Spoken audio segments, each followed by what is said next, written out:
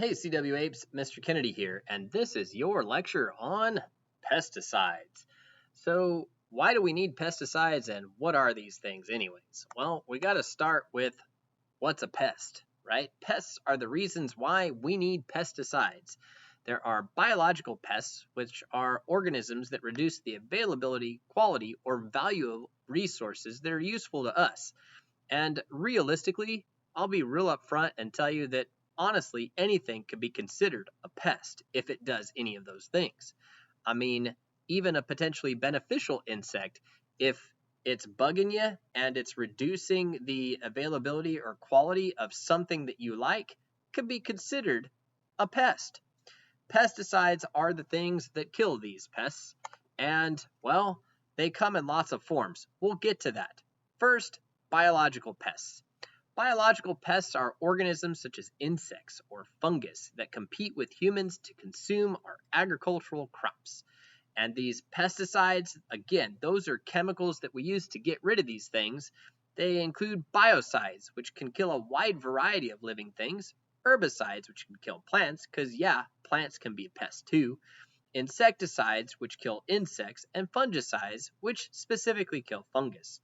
Most pesticides are synthetically produced, which means they're man-made chemicals, and unfortunately, they can spread and persist in the environment. The perfect pesticide? Well, I don't know if there really is one, but if we compare narrow and broad spectrum pesticides, maybe we can come up to an idea or an agreement on something that is better than something else. Narrow spectrum pesticides target only intended pests. If you got to use a pesticide, honestly, I think this is the direction you got to go. Narrow spectrum pesticides are biodegradable and won't last a long time in the environment. Now, the reason why most people don't like narrow spectrum pesticides is for that fact and that fact alone. If it's biodegradable and it doesn't last long in the environment, well, that might mean you need frequent and repeated applications in order to achieve the desired effect. Furthermore, what if you have more than one insect that's creating a problem for you? Well, if you're using a narrow spectrum pesticide, that means you might have to use multiple pesticide varieties to eradicate all of your pests. Unfortunately, broad spectrum pesticides tend to dominate the pesticide market. Broad spectrum pesticides kill a wide range of organisms. You spray them, and you might kill 50 different types of insects, which sound fantastic for people because it's like one and done.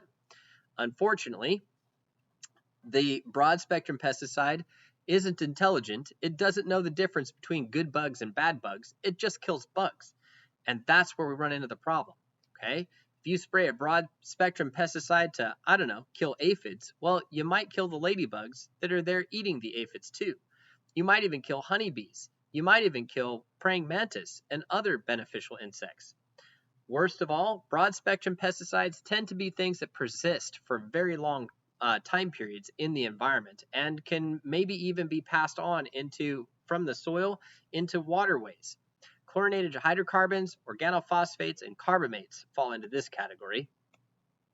Now, the utilization of pesticides really is not a new science. It's not something that we just started doing because bugs just now started to bug us, okay?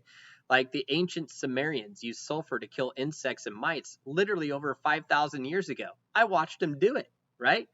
The ancient Chinese used mercury and arsenic to control pests. Greeks and Romans used oil, sulfur, ash, lime, and other natural materials to protect their livestock from crops from pests.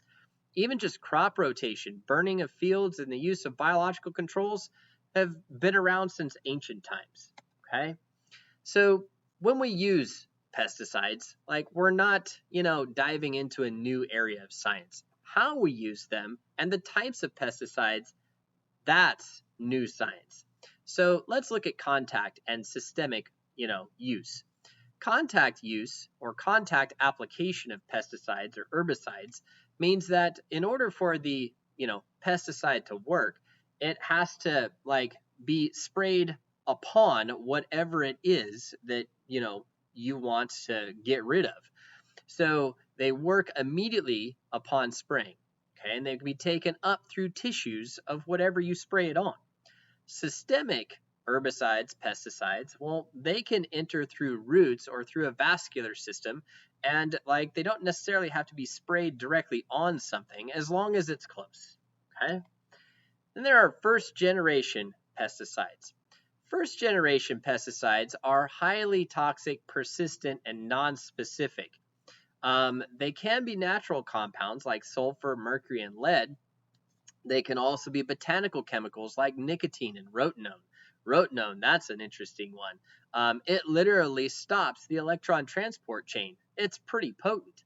And then second generation pesticides. These are those that are created synthetically, specifically to kill a certain pest, like say a malaria carrying like mosquito. So like DDT is a really good example of a second generation pesticide, which again is persistent and can biomagnify. Okay? Remember your categories of pesticides because it's going to show up. You should know herbicides kill plants, insecticides kill insects, fungicides kill fungus, nematicides kill nematodes, they're worms, and rodenticides kill rodents. Now, let's talk about some specific chemicals out there.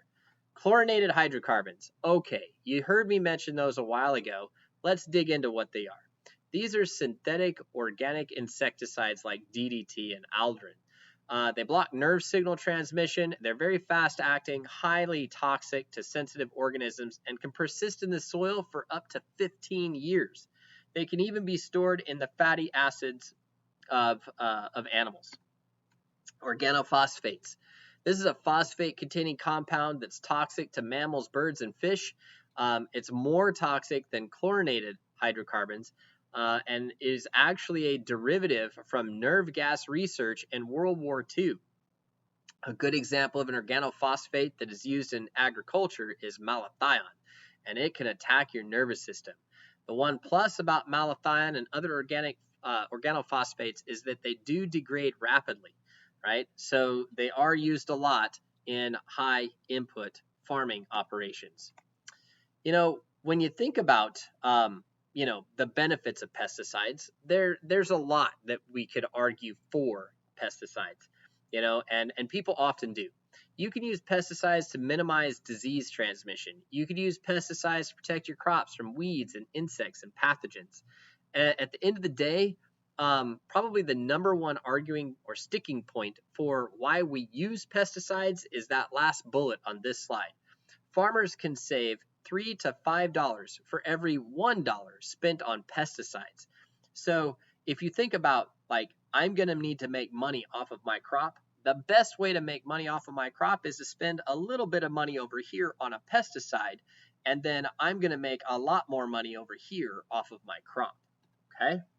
So the list goes on and on in terms of pros and cons. The era of synthetic organic pesticides began in 1939 with DDT. DDT was inexpensive, it was stable, it was easily applied, and highly effective. By the 60s, evidence showed that DDT was concentrated in food chains and traveling up the food web, and carnivorous birds, like the bald eagle, they were starting to not be able to reproduce. They were literally laying soft-shelled eggs, which led Rachel Carson in 1962 to write her book, Silent Spring. DDT was later banned in the 1960s, but in the US, but it was still used in developing countries. Like DDT, in developing countries, there's been many new synthetic pesticides that have been developed, but like DDT, many of them have proven that they have unintended consequences on non-target species. The EPA estimates that, the total pesticide use in the US actually amounts to 5.3 billion pounds annually. Roughly 80% of all conventional pesticides applied in the U.S. are used in ag or food storage and shipping. Home and garden use really only accounts for 14%. The bigger issue that we're having with pesticides is this. It's called the Pesticide Treadmill. Now, this isn't something that you get on and run so you get in shape. What happens here is that anytime you spray a pesticide, you can't possibly kill every insect out there. Some of the insects actually develop resistance to even our most potent pesticides, which means that we either have to spray increasing concentrations of pesticides, or we have to increase like the frequency of spraying, which, has a domino effect throughout the ecosystem. So the pesticide treadmill is the frequency of application increasing while the effectiveness of the pesticide decreases. U.S. crop production loss of about 37% per year is unchanged since pesticides were first introduced, but believe me, we are spraying more and more frequently than ever before. Okay? Pesticide types, we've kind of already gone over a few of these, but I wanted to give you something else besides DDT to think about. Another organophosphate for you to consider in your notes is Roundup. I'm betting you have Roundup at home.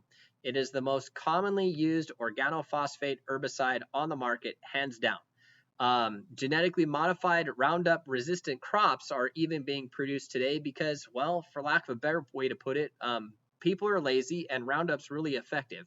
So what we'd really like to do is to be able to genetically modify a crop so that we can spray it with Roundup and have it not die, but have the Roundup still kill weeds.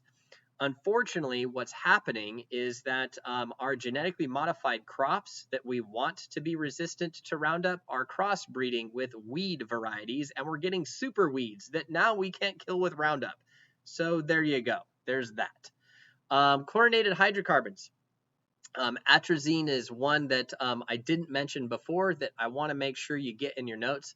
Paradichlorobenzene, which is in mothballs, is also an example not mentioned in your notes prior. So make sure you get these down. These are fast acting and highly toxic, again, to sensitive organisms. So those are just a couple of new additions under the types of pesticides that are out there. Okay. We also need to look at some things that are inorganic pesticides and some natural pesticides. Inorganic pesticides are compounds of toxic elements, again, like mercury and arsenic, that are highly toxic and attack your nervous system, while organic pesticides are extracted from plants and are things like nicotine and pyrethrins. They're toxic to insects and may even prevent wood decay. Microbial agents and biological controls can also be used as pesticides. These are living organisms or toxins derived from them that are used in place of a pesticide. Something like Bacillus thuringiensis or BT can be used to kill beetles and caterpillars instead of spraying a chemical on them. We're even crossbreeding corn plants to have Bacillus thuringiensis in the corn plant so that the corn plant produces its own natural pesticide. That's pretty cool. We can use parasitic wasps to kill moth and caterpillars, and ladybugs are used to control aphids. Why is this important? Well, we need to get off the pesticide treadmill and figure out a way to control pests without always using chemicals. That's what's called integrated pest management, and that's the wave of the future.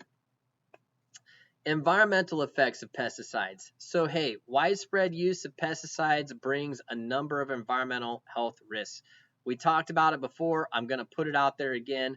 Non-target species can be affected by broad-spectrum pesticides. You probably remember studying it here in your biology classes with colony collapse disorder in honeybees. This just contributes to it.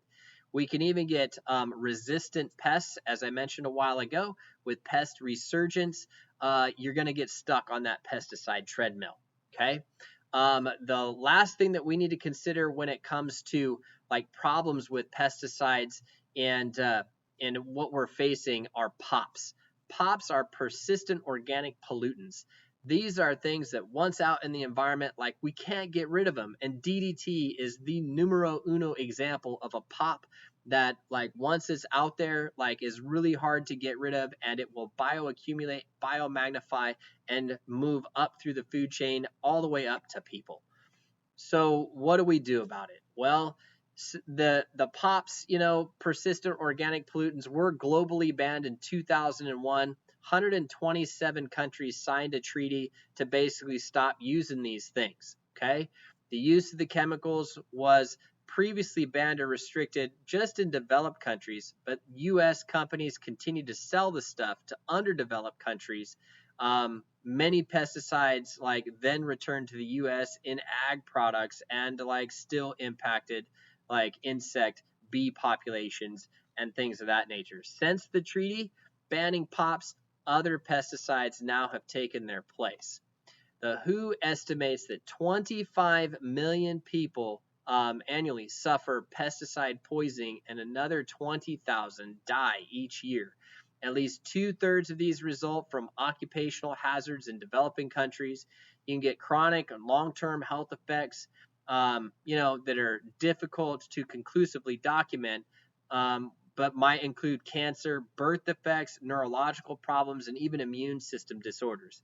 One USDA study shows 73% of conventionally grown foods in the U.S. have residue of at least one pesticide. Many have more than one. So we ultimately need to work hard to protect ourselves from pesticides. How do we do that? Well, it's all about moving on from this pesticide treadmill and stop relying on like the quick and easy fix. Because at the end of the day, that quick and easy fix is not always the best fix. So when you think about how to do that, how do we move on from that? Well, let's skip forward here to some organic and sustainable agriculture and integrated pest management. So the idea is instead of us relying on chemicals to always just, get rid of a pest for us like super fast and risk having a carryover into non-target species and things of that nature. Well, what we need to focus on is sustainable agriculture that's more eco-friendly. It leaves soil healthier and creates less of a need for pesticides because the plants we're growing can defend themselves. Currently, less than 1% of all American farmland is organic, but the market is growing. Organic food must be produced without the use of hormones, antibiotics, pesticides, synthetic fertilizers, or genetic modification. Now, keep in mind, okay, there's kind of like a gray area on the pesticide thing for organic food. They'll still use pesticides, but they're going to use natural forms and narrow spectrum forms as opposed to this broad spectrum stuff that persists in the environment. If it's an organic meat, the animal must be raised on organic feed and given access to the outdoors, no steroids, no growth hormones, and no antibiotics. Okay?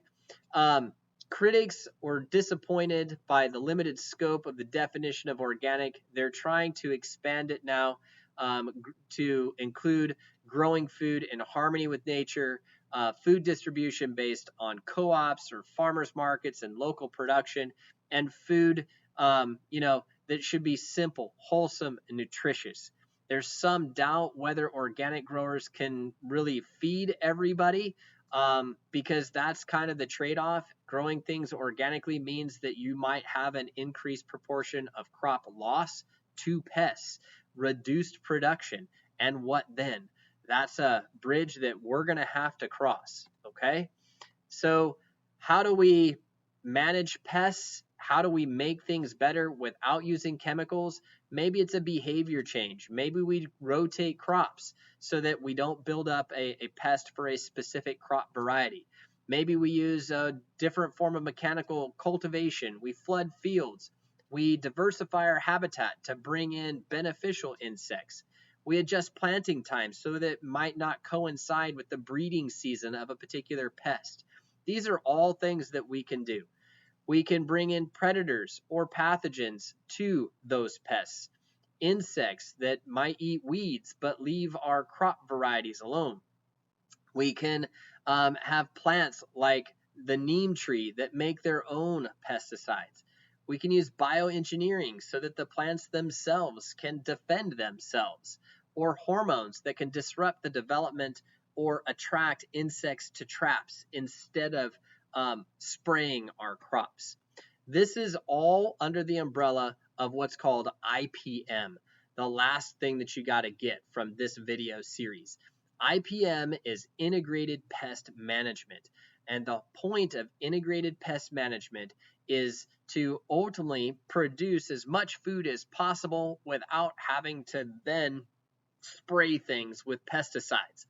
IPM is a flexible, ecologically based strategy that's applied at specific times against specific pests. And it uses and all of these natural like things that we've talked about as kind of like ways to control pests. So some use of pesticides might take place, but the time, the type, the method of application, it's all controlled. We're going to use crop like rotation. We're going to like time, plantings differently. We're going to try to use biological, natural controls as much as possible. And honestly, IPM, it's a growing thing, and it's being used successfully all over the world, and it's showing that we can actually cut pesticide use while still maintaining yield. All right, ladies and gents, so that's everything you need to know about pesticides. I'm Mr. Kennedy, and I hope this video didn't bug you too much. I'll see you next time.